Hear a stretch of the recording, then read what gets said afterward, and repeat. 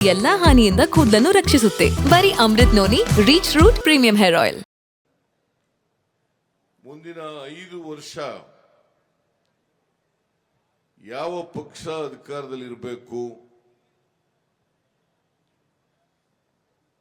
ಈ ದೇಶದ ಭವಿಷ್ಯವನ್ನ ಯಾರು ನಿರ್ಮಾಣ ಮಾಡ್ತಾರೆ, ಈ ದೇಶದಲ್ಲಿರ್ತಕ್ಕಂಥ ಬಡವರು, ದಲಿತರು, ಹಿಂದುಳಿದವರು, ಅಲ್ಪಸಂಖ್ಯಾತರು, ರೈತರು, ಮಹಿಳೆಯರು, ಕಾರ್ಮಿಕರು ಅವರೆಲ್ಲರ ಆರ್ಥಿಕ ಸಾಮಾಜಿಕ ಶಕ್ತಿಯನ್ನ ಯಾರು ಕೊಡ್ತಾರೆ, ಯಾರು ಮಾತು ಕೊಟ್ಟಂತೆ ನಡ್ಕೋತಾರೆ, ಯಾರು ಮಾತು ಕೊಟ್ಟಂತೆ ನಡ್ಕೊಳ್ಳಲ್ಲ ಅಂತಕ್ಕಂಥದನ್ನ ತಾವೆಲ್ಲರೂ ಕೂಡ ಪರಿಶೀಲನೆಯನ್ನ ಮಾಡಬೇಕು ಅಂತೇಳಿ ನಿಮ್ಮಲ್ಲಿ ಮನವಿಯನ್ನ ಮಾಡಲಿಕ್ಕೆ ಬಯಸ್ತಾ ಇದ್ದೇನೆ.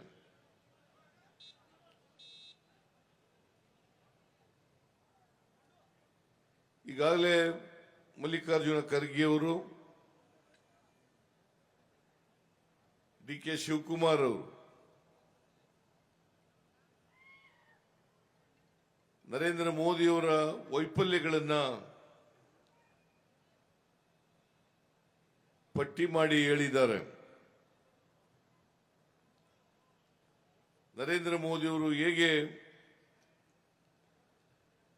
ಕೊಟ್ಟ ಮಾತಿನಂತೆ ನಡ್ಕೊಳ್ಳಲಿಲ್ಲ,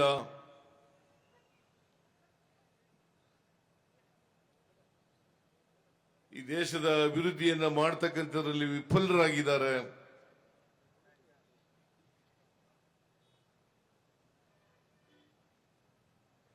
ಹೇಗೆ ಹತಾಶರಾಗಿ ಈಗ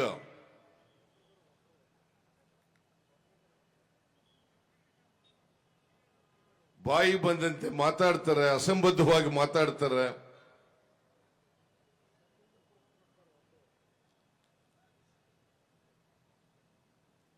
ಇವುಗಳ ಬಗ್ಗೆ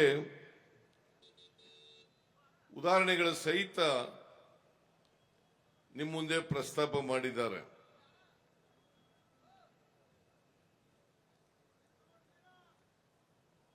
ನರೇಂದ್ರ ಮೋದಿಯವರು 2014ರಲ್ಲಿ ಈ ದೇಶದ ಪ್ರಧಾನಮಂತ್ರಿ ಆದರು. ಪ್ರಧಾನಮಂತ್ರಿಯಾಗಿ 10 ವರ್ಷಗಳನ್ನ ಮುಗಿಸಿದ್ದಾರೆ. 2014ರಲ್ಲಿ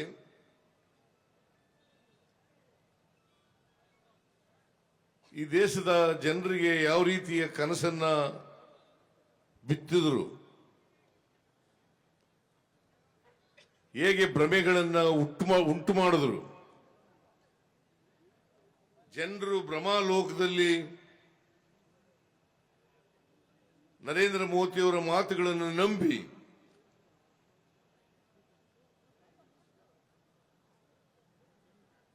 ನರೇಂದ್ರ ಮೋದಿಯವರಿಗೆ ಮತವನ್ನ ಕೊಟ್ಟರು.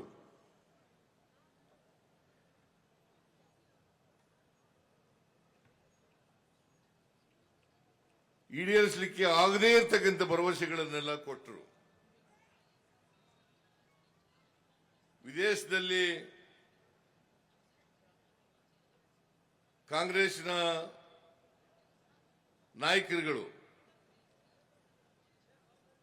ಕೈಗಾರಿಕೋದ್ಯಮಿಗಳು, ಶ್ರೀಮಂತರು ಕಪ್ಪು ಹಣ ಇಟ್ಟಿದ್ದಾರೆ. ಆ ಕಪ್ಪು ಹಣನ ತಗೊಬಂದು 100 ದಿನಗಳಲ್ಲಿ ಎಲ್ಲರ ಅಕೌಂಟಿಗೆ 15 ಲಕ್ಷ ಹಾಕ್ತೀನಿ ಅಂತ ಹೇಳಿದ್ರು. ಪಾಪ ಈ ಮಾತನ್ನ ನಂಬ್ಕೊಂಡ್ರು. ಯಾಕಂದ್ರೆ ನರೇಂದ್ರ ಮೋದಿಯವರು 12 ವರ್ಷ ಗುಜರಾತಿನ ಮುಖ್ಯಮಂತ್ರಿ ಆಗಿದ್ರು.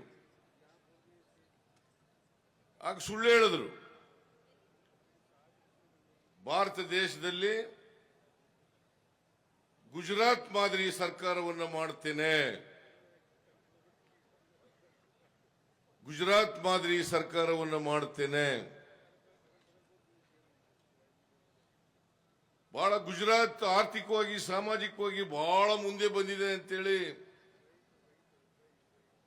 ಜನರಲ್ಲಿ ಭ್ರಮೆಯನ್ನು ಹುಟ್ಟಿಸಿ ಅದನ್ನು ನಂಬ್ಕೊಳ್ಳೋ ರೀತಿಯಲ್ಲಿ ಮಾಡಿದ್ರು. ಹಾಗಾಗಿ 2014ರಲ್ಲಿ ಅವರಿಗೆ ವೋಟನ್ನು ಕೊಟ್ಟರು. ನರೇಂದ್ರ ಮೋದಿ ಅವರು ಪ್ರಧಾನಮಂತ್ರಿ ಆದರು. 2019ರಲ್ಲಿ ಭಾವನಾತ್ಮಕವಾದಂಥ ವಿಚಾರಗಳನ್ನ ಆರ್ಟಿಕಲ್ 370 ಅದನ್ನು ರದ್ದು ಮಾಡ್ತೀವಿ.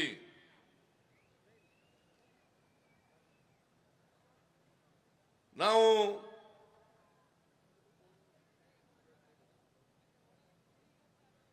ಜಮ್ಮು ಕಾಶ್ಮೀರವನ್ನ ಸ್ವತಂತ್ರ ರಾಜ್ಯವನ್ನಾಗಿ ಮಾಡ್ತೇವೆ. ಅದಕ್ಕೆ ವಿಶೇಷ ಸ್ಥಾನಮಾನಗಳನ್ನು ತೆಗೆದಾಕ್ತೇವೆ ಅಂತೇಳಿ 370 ರದ್ದು ಮಾಡಿದ್ರು. ಆಮೇಲೆ ಪುಲ್ವಾಮಾ ವಿಚಾರವನ್ನ ಪ್ರಸ್ತಾಪ ಮಾಡಿ ನರೇಂದ್ರ ಮೋದಿಯಿಂದ ಮಾತ್ರ ಈ ದೇಶವನ್ನು ರಕ್ಷಣೆ ಮಾಡಲಿಕ್ಕೆ ಸಾಧ್ಯ ಆಗ್ತದೆ ಅಂತಕ್ಕಂಥ ವಿಚಾರವನ್ನ ಜನರಿಗೆ ಮಾರುಕಟ್ಟೆ ಮಾಡಿ 2019ರ ಲೋಕಸಭಾ ಚುನಾವಣೆಯನ್ನು ಕೂಡ ಗೆದ್ದರು. ನರೇಂದ್ರ ಮೋದಿ ಅವರೇ, ಈಗ ನಿಮ್ಮ ನಿಜವಾದ ಬಣ್ಣ ಜನಗಳಿಗೆ ಗೊತ್ತಾಗಿದೆ. 2000ರಲ್ಲಿ ಹೇಳಿದಂತ ಅನೇಕ ಭರವಸೆಗಳು ನೀವು ಈಡೇರಿಸಲಿಕ್ಕೆ ಸಾಧ್ಯ ಆಗಲಿಲ್ಲ. ಭಾವನಾತ್ಮಕವಾದಂಥ ವಿಚಾರಗಳನ್ನು ಹೇಳಿ ಜನರನ್ನ ತಪ್ಪು ದಾರಿಗೆ ಎಳೆದು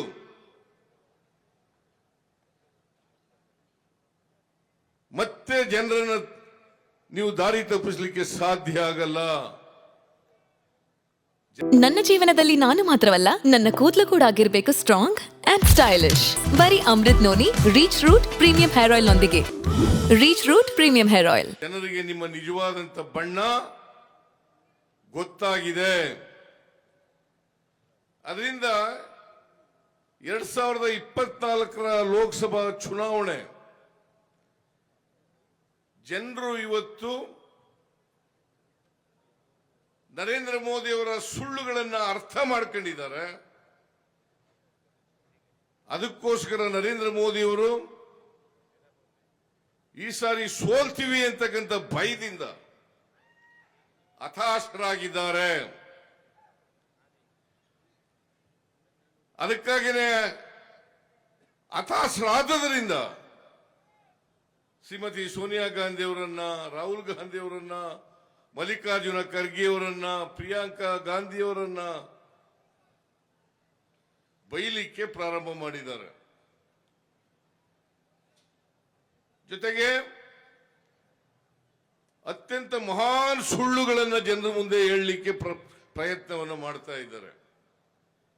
ನಿನ್ನೆ ಒಂದು ಅಡ್ವರ್ಟೈಸ್ಮೆಂಟ್ ಬಂದಿತ್ತು. ಕಾಂಗ್ರೆಸ್ ಪಕ್ಷದಿಂದ ಒಂದು ಅಡ್ವರ್ಟೈಸ್ಮೆಂಟ್ ಕೊಟ್ಟಿದ್ರು. ಏನಪ್ಪ ಅಡ್ವರ್ಟೈಸ್ಮೆಂಟ್ ಅಂತಂದ್ರೆ, SCP TSP ಕಾಯ್ದೆ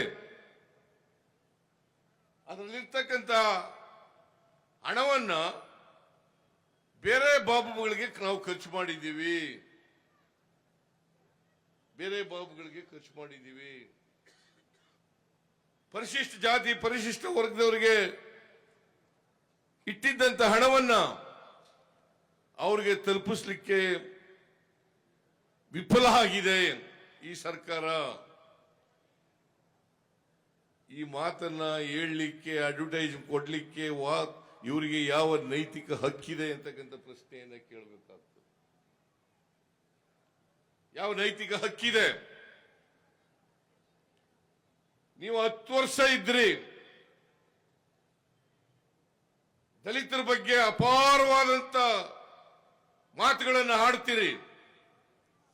ನರೇಂದ್ರ ಮೋದಿಜಿ ಕೇಂದ್ರದಲ್ಲಿ ಪರಿಶಿಷ್ಟ ಜಾತಿ ಪರಿಶಿಷ್ಟ ವರ್ಗದ ಜನಸಂಖ್ಯೆಗೆ ಅನುಗುಣವಾಗಿ ನೀವು ಅಭಿವೃದ್ಧಿ ಹಣದಲ್ಲಿ ಖರ್ಚು ಮಾಡತಕ್ಕಂತ ಕಾಯ್ದೆಯನ್ನ ಮಾಡಿದ್ದೀರಾ? ಇವತ್ತಿನವರೆಗೂ ಮಾಡಕ್ಕಾಗಿಲ್ಲ, ಮಾಡಿಲ್ಲ. ಕರ್ನಾಟಕದಲ್ಲಿ ತೆಲಂಗಾಣ ಮಾಡಿದ ಮೇಲೆ ಕರ್ನಾಟಕದಲ್ಲಿ 2013ರಲ್ಲಿ ನಾವು SCP TSP ಕಾಯ್ದೆಯನ್ನು ಮಾಡಿ ಪರಿಶಿಷ್ಟ ಜಾತಿ ಪರಿಶಿಷ್ಟ ವರ್ಗದವರ ಜನಸಂಖ್ಯೆ 24.1%. ಅಷ್ಟು ಹಣ ಅಭಿವೃದ್ಧಿ ಈಗ ನಾವು ಖರ್ಚು ಮಾಡತಕ್ಕಂಥ ಹಣದಲ್ಲಿ ಖರ್ಚು ಮಾಡಬೇಕು ಅಂತೇಳಿ ಕಾಯ್ದೆಯನ್ನು ಮಾಡೋದು. ನಾನು 2018ರಲ್ಲಿ ಮಂಡಿಸಿದಂಥ ಬಜೆಟ್ನಲ್ಲಿ ಅವತ್ತು SCP TSPಗೆ ಇಟ್ಟಿದ್ದಂತ ಹಣ 30,000 ಕೋಟಿ ರೂಪಾಯಿ. ಅನುಕ್ಷಣದ ಸುದ್ದಿಗಳಿಗಾಗಿ ವಿಸ್ತಾರ ನ್ಯೂಸ್ ಯೂಟ್ಯೂಬ್ ಚಾನೆಲ್ ಸಬ್ಸ್ಕ್ರೈಬ್ ಮಾಡಿ. ಹೊಸ ಸುದ್ದಿಗಳ ನೋಟಿಫಿಕೇಶನ್ಗಾಗಿ ಬೆಲ್ ಐಕಾನ್ ಕ್ಲಿಕ್ ಮಾಡಿ. ಲೇಟೆಸ್ಟ್ ಅಪ್ಡೇಟ್ಸ್ಗಾಗಿ www.vistaranews.com ವೆಬ್ಸೈಟ್ಗೆ ವಿಸಿಟ್ ಮಾಡಿ. ಅಂಗೈಯಲ್ಲೇ ಜಗತ್ತಿನ ಸುದ್ದಿ ತಿಳಿಯಲು ವಿಸ್ತಾರ ನ್ಯೂಸ್ ಕನ್ನಡ ಆಪ್ ಡೌನ್ಲೋಡ್ ಮಾಡಿ.